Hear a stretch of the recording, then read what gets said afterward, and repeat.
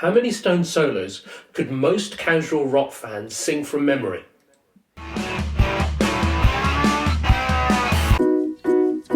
In the early days, Brian Jones played slide. Watch out, strange camp people. Little red roosters on the prowl. Which Keith Richards couldn't. This gave authenticity to the Stones' claim to being influenced by Chicago electric blues. Keith played folk melodies on a ton of their softer acoustic songs,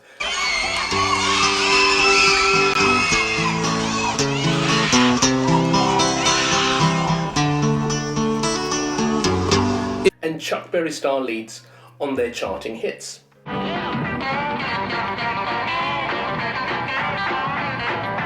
There was never a direct clash of styles in the Brian Jones era, because he and Keith had such different tastes and influences.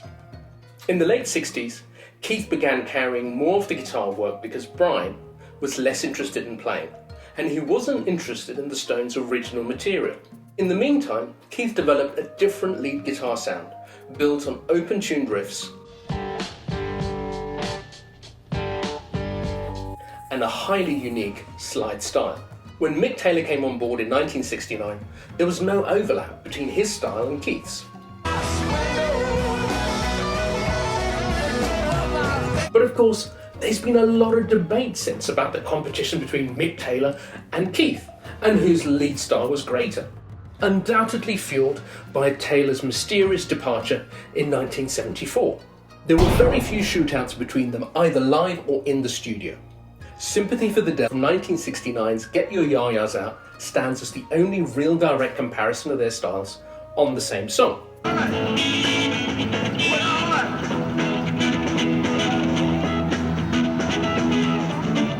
To a lesser extent, there are co-lead parts on Dead Flowers,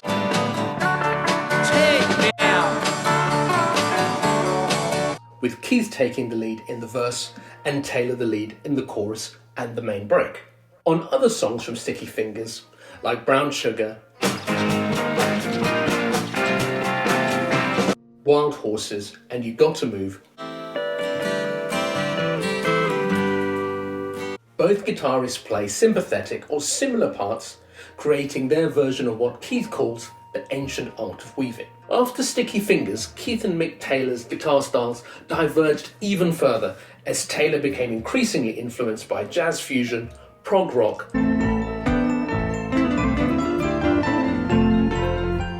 and guitarists like Santana.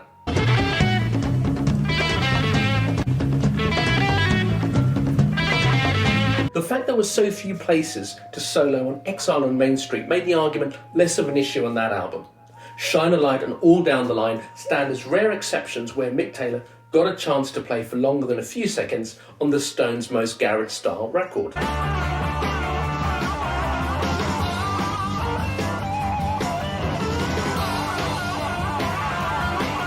On his last two Stones albums, Goat's Head Soup and It's Only Rock and Roll, Taylor sounds less integrated into the band,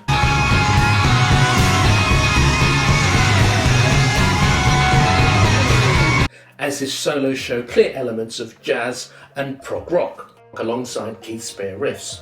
Keith's contributions to the band's melodic work dwindled to virtually nothing during this period, apart from his bluesy slide solo on Till the Next Goodbye, a minor ballad, Can I move a house down on 42nd, ain't a very likely place for you and I to meet. and his Chuck Berry riffing on Star Star. Honey, miss your two-tone kiss. I don't see a lot of direct competition between Keith, Brian and Mick Taylor during these periods, simply because Keith himself is a self-deprecating judge of his own talents, and he's never claimed any guitar superiority. I think you're the greatest guitarist of all time, and I love you, and I think you're... Segovia might disagree. Yeah, but... Yeah, it's as spontaneous as it always sounds. We don't work anything out.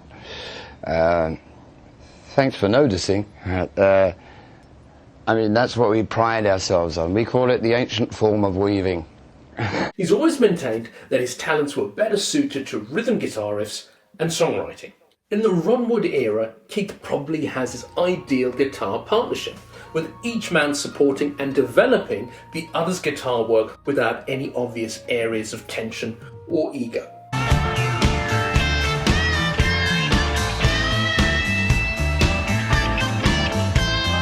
So was there tension and ego before? Well, from the start, Brian was more into the blues than Keith.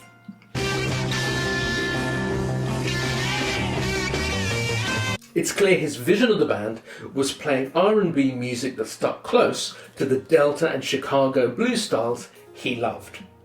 That vision of the band became increasingly problematic and divisive when Mick and Keith started writing their own music with an emphasis on pop and rock.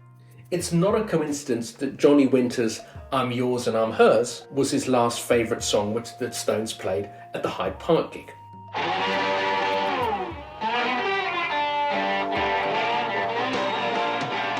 Mick Taylor is a gifted soloist whose skill demanded more space on tracks, but by the late 60s it was clear that Rolling Stone songs would be defined by rhythm guitar riffs courtesy of Keith.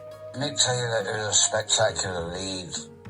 He never found it tricky to play with Ronnie. Different. And like it is, I mean, you play with any other player, it is different. Before that, when I worked with Brian Jones, we were more interlocked. It was more rhythm and lead. He wasn't that separation. With Mick Taylor, there was more separation between rhythm and lead, at least live. Not so much on record, but on live, and quite rightly so, because he was a beautifully fluent player, and it gave me a chance to sit down and sit on those riffs, you know. And it was I love to do. I love a good riff to sit on. Most casual fans can hum those hooks without ever remembering the solos that either Brian or Mick Taylor played on those tracks. And yet 60 years on, the debate still rages about who the Stones' greatest lead guitarist was or is. One thing is clear, Keith Richards is utterly uninterested in the outcome of this conversation. You cannot tell who's doing what and who swaps in between rhythm and lead, because it's just guitar playing, and it's an intuitive thing.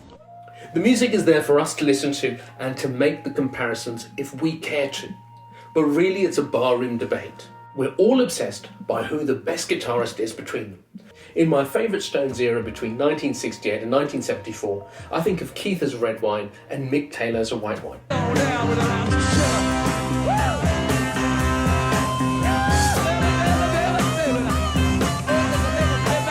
They're equally pleasing to me in their different ways.